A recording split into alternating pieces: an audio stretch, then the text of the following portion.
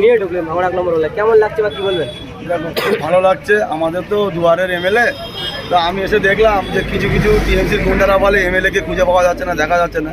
তো সেই সব এমএলএদেরকে বলবো, আমাদের তো বুকে পাঠা নেই, আমাদের তো সৎ সাহস নেই যে এমএলএদেরকে দেখে যাবে আমাদের এমএলএ আসছে কি না আসছে।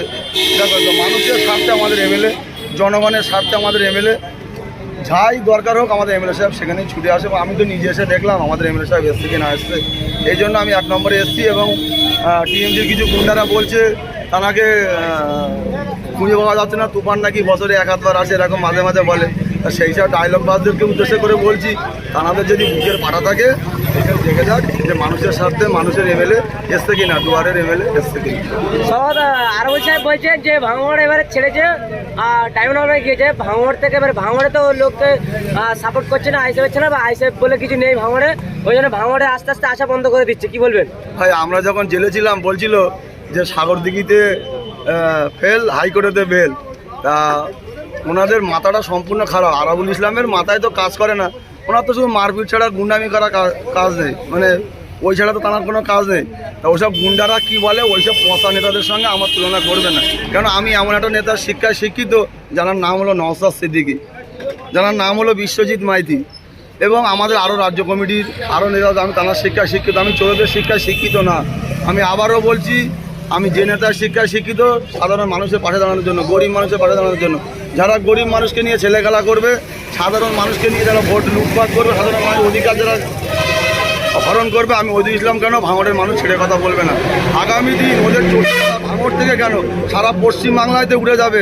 আমি হুঁশিয়ার দিয়ে বলছি না, এটা সারা পশ্চিমবাংলার মানুষ বলছে।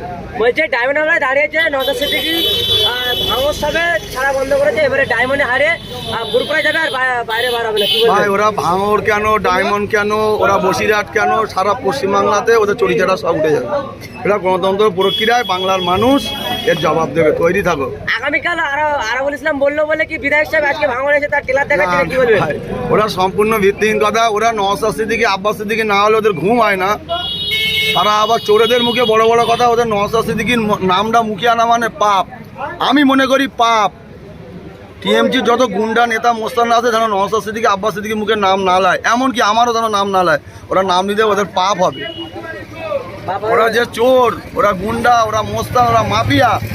আজকে আরাবুল ইসলামের কত বড় ক্ষমতা আছে। আমরা যদি মনে করি আইএসএফদের ধুলোর মতন উড়িয়ে দেবো, আমরা বলছি, আমরা যদি মনে করি গণতন্ত্র প্রক্রিয়ায় তোমাদের কোনো চিহ্ন খুঁজে পাওয়া যাবে না, ভাঙড় থেকে কেন সারা পশ্চিমবাংলাতে চিহ্ন খুঁজে পাওয়া যাবে না। ভাঙড়ের মানুষ এটা বলছে। এই সামনে লোকসভা ভোট বলছে, বলে পঞ্চায়েতে যা হয়েছে তার ডবল অ্যাকশন চলবে লোকসভা ভোটে, কি বলবেন? আরাবুল কালকে তো হুঁশিয়ারি দিয়েছে। হ্যাঁ, ওরা যতই হুঁশিয়ারি দেখ, যতই পরোয়া দেখ, মানুষ ওদের সাথে নেই। মানুষ আমাদের সঙ্গে সাথ দিয়েছে এবং মানুষ চায় শান্তি। ভাঙড়ের মানুষ শান্তিপ্রিয় মানুষ। আমি ফের বলবো, ভাঙড় মানে শান্তি, ভাঙড় মানে অশান্তি নয়। আগামী দিন এই বাংলার মানুষ 2024-এ জবাব দেবে গণতন্ত্র। লড়াই জারি থাকবে, লড়াই জারি থাকবে। এ লড়াই সাধারণ মানুষের লড়াই, এ লড়াই গরিব মেহনত মানুষের লড়াই, এ লড়াই মানুষের অধিকারের লড়াই, এ লড়াই ভাঙড়ের উন্নয়নের লড়াই, এ লড়াই ভাঙড়ের শিক্ষায়নের লড়াই, এ লড়াই মানুষের যে আমাদের যে পরিষেবা নেই। একটা ভালো চিন্তা করে দেখো, ভাঙড়ে একটা ভালো হসপিটাল নেই। সেই হসপিটাল আগামী দিনে আমাদের পিজারা নওশাদ সিদ্দিক এসছে এবং ভাঙড়ে আমরা যে কোনো কথা দিয়েছে পিজারা নওশাদ সিদ্দিক, তার এক একটা নমুনা আমরা আগামী দিন দেখিয়ে দেবো।